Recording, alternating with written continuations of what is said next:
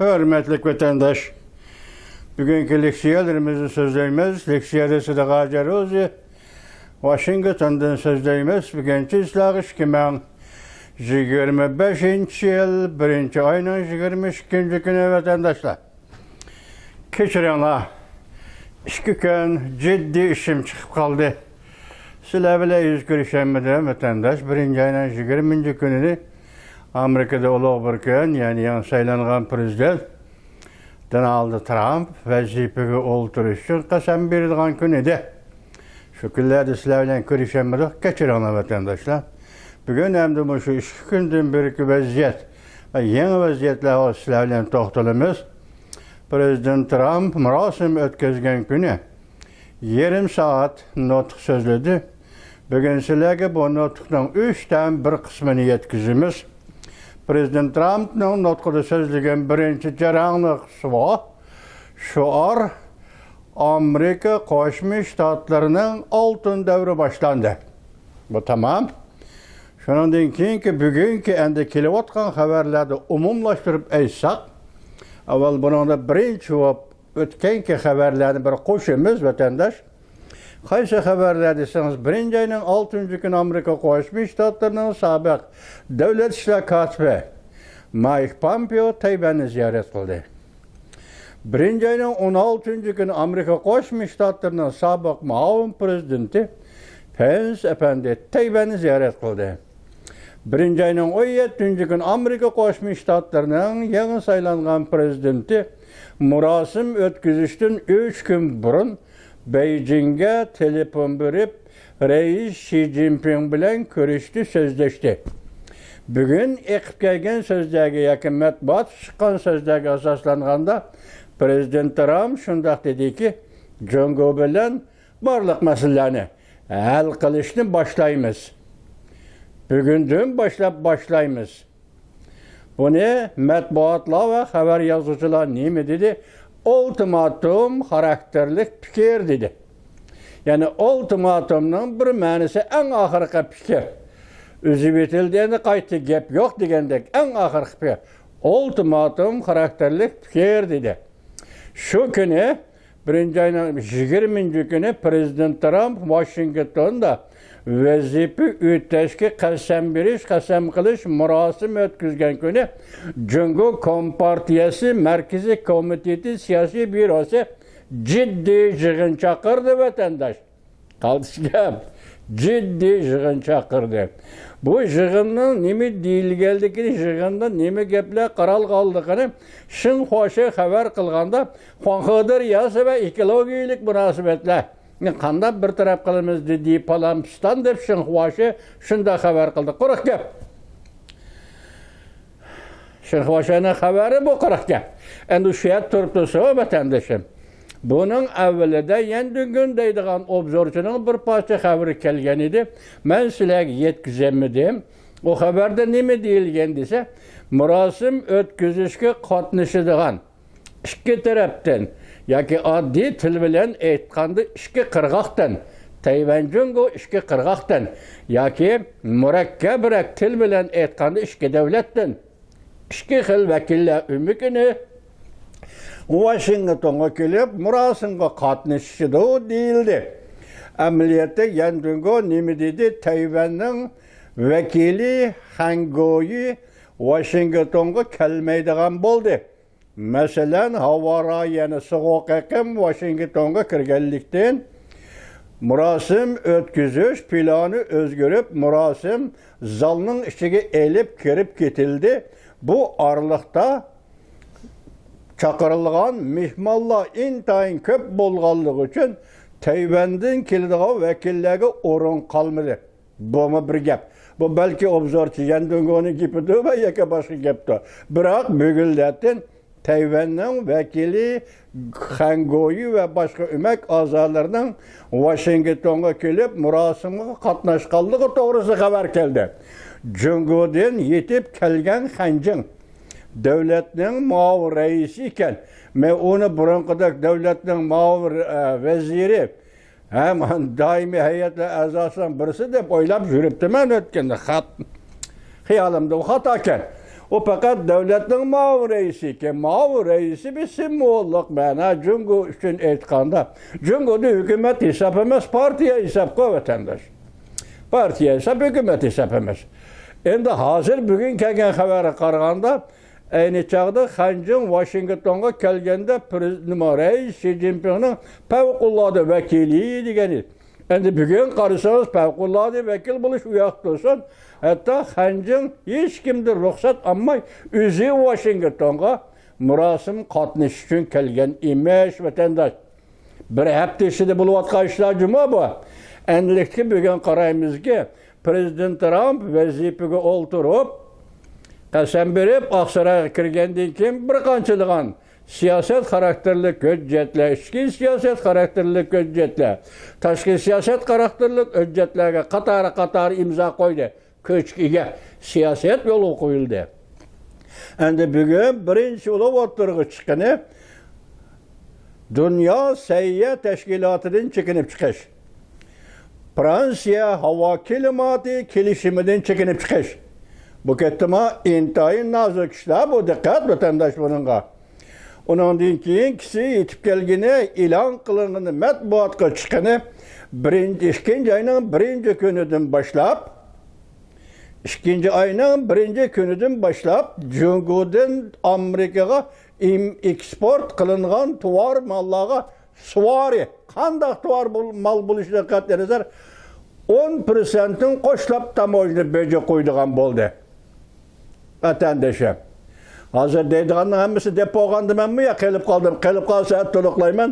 Mana shuni bilaveringki, Prezident Trump Oqsaroyga kirish uchun murosim o'tkazdi. Murosimda so'zlagan o 30 minutlik, ya'ni yarım soatlik nutqida birinchi jumla Amerika Qo'shma Shtatlarining oltin davri boshlandi.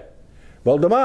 Endi siz mana anlaganda arlıqda, yani şunu sizge hazırlıkça sözlemeye geldim, eğizge elip bakmadım. Bu yerde bir gep Tayvan meselesi oturga çıksa da söyleyip kilovatkan, koşulup kilovatkan bir gep Amerika Tayvan'ı setip itemdi. Amerika Tayvan'ı Xitay'a koş biremdi. Amerika Tayvan meselesini çünkü hükümeti bilen soda ticaret kılamdı. Moşu sözde baştan ahir kilovatlık meseleye sözlükidek bolmadım. Bugün mundaq bir abzas yetip kepti vatandaş. İsiniz de bolsun bunu anlap koysanız buldu. Nemi deydi desiniz? Xi Jinping intayin zor bedel töleydi. Tayvan'ı tegişemdi. Prezident Vladimir Putin alaq-jalaq bolup ketdi. Tangjiben 1. ayının 22. günü. Neme tegişi demete anlap bakmadım, artık anlayma vatandaş. Prezident Vladimir Putin alaq-jalaq bolup ketdi. Demek Tayvan'ı tegişemdi degan söz oturga çıktı. Prezident Vladimir Putin alaq-jalaq bolup ketdi. Neme mana vatandaş arlıqda? Muşu abzasını isinizde saklan. Endi hazır manını kileyle başlayıp bir yeni haber deyli. Prezident Trump Jungo'nun tuvar mallarına qo'shlab tamojni beja qo'yishni o'ylashdi. Jungo'nun Tashqi ishlar ministerligi mundaq javob berdi. Mavzuli xabar 1. ayning 22. günü Beijing Ribo gazeti e'lon qilindi Beijingda. Bu xabar Yang Jiechi'ning blogida, ya'ni video filmida mundaq xabar qilindi. 1. ayının 22. günü Jungo Tashqi ishlar ministerligining bayonotchisi Mao'ning yig'inga riyosatchilik qildi. Tasisi ko'rdingizmi? Birinchi qatim chiqib, tunji qatim men sizga tasisi mushundaq dedi deb bir qatim bir leksiya, bir xabar so'zlab baxtim yo'q. Nima tuyuqsiz bugun tasisi chiqib qoldi o'tirga? Tasisi agentligi muxbiri bunda savol qo'ydi. Amerika Qo'shma Shtat tasisi Rossiyaning agentligi vatandosh. Tasisi bunda savol qo'ydi. Amerika Qo'shma Shtatlari prezidenti Donald Trump haftaning 2. kuni bunda ko'rsatdi. 2. ayning 1. kunidan boshlab Jungo Amerikaga eksport qilgan tuvar mallarga tamojna beji qo'ydiganligini o'ylashdi. Jungo tarafdan bu to'g'rida qanday fikri var? Jungo Tashqi ishlar ministerligining bayonotchisi bunday javob qaytardi. Biz baştan ahir savdo urushi, tamojni beje qo'yish bo'yicha g'alaba qiladigan taraf yo'q deb qarab keldik. Chunki taraf davlat manfaatini boshdan oxir qat'iy qo'llaydi.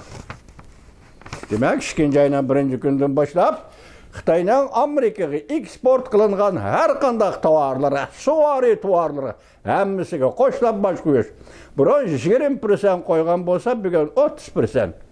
Tunigan 5% tamojli beji qo'ygan bo'lsa, bugun 10% qo'yilsa 15%. Mana bu xabar endi vatandosh. Sizga yana so'zlaydiganlarimizning ichida ekanda, eliqa ko'nrab ketgan xabarlarimiz kechiringlar. Bu 1-ayning 20-kuniga oid bo'lsa-mu, bu yangi xabar vatandosh. Nima deymizdan? Prezident Trumpning 2-qatim vazifaga o'ltirganligi ne vaqtida xabar qilish. Prezident Trump bunda ko'rsatdi. Amerika oltin davriga kirdi. Mavzuda xabar 1-ayning 20-kuni Amerika ovozidan Xitoy til programmasi e'lon qilindi.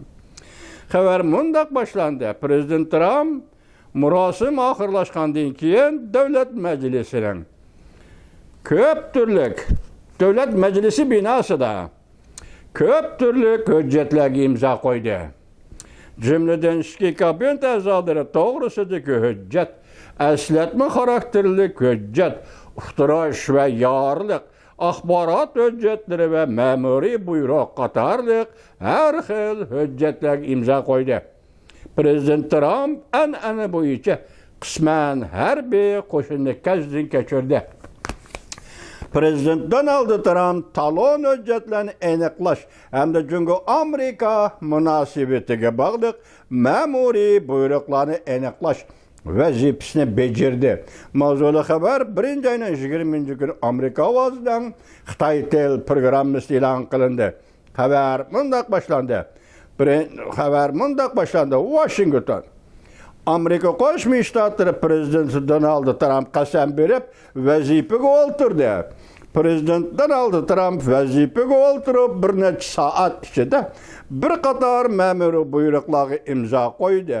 Bu ma'muriy buyruqlar ko'chmanlar masalasi, energiya masalasi hamda tashqi siyosat.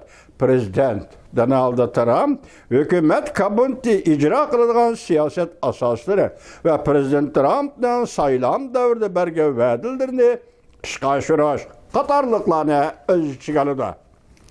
Prezident Trump Amerikada yana bir qatim Parij klimat o'zgarishi kelishimidan chekinib chiqdi.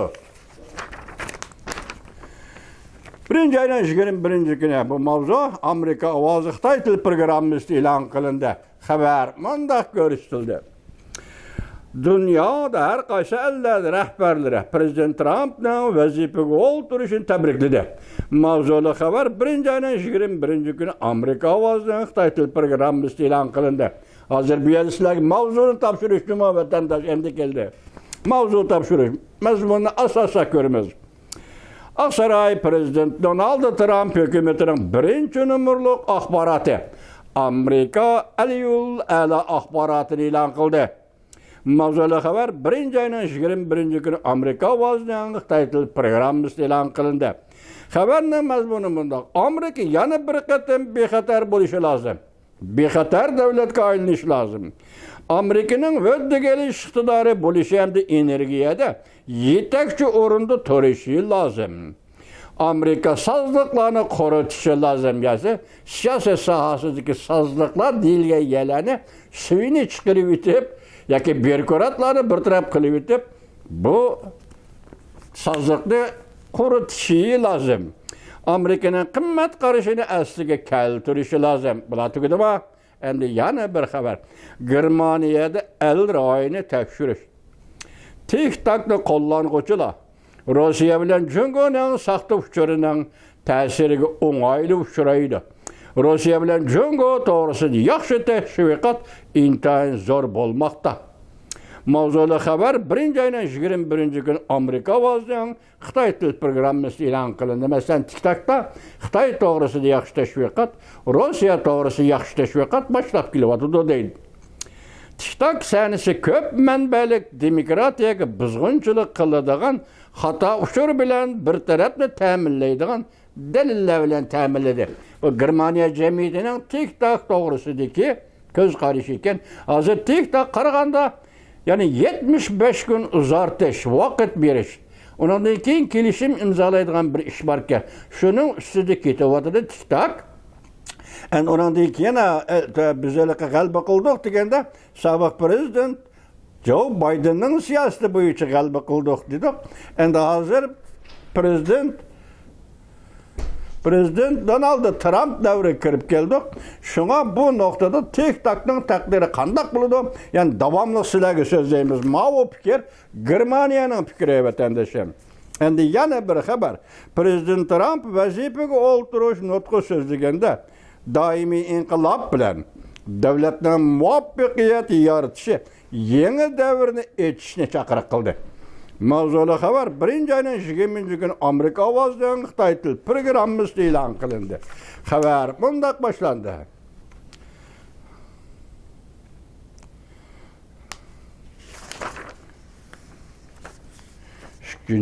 Xabar bundaq boshlandi.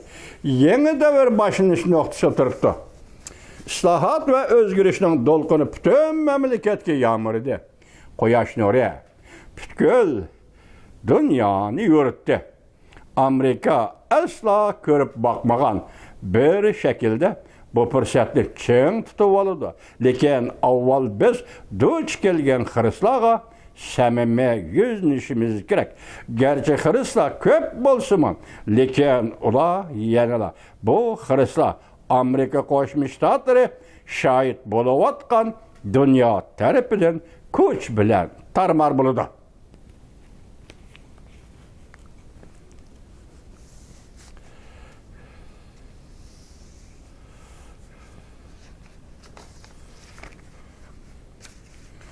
To'xtanglar vatandaşlar ya.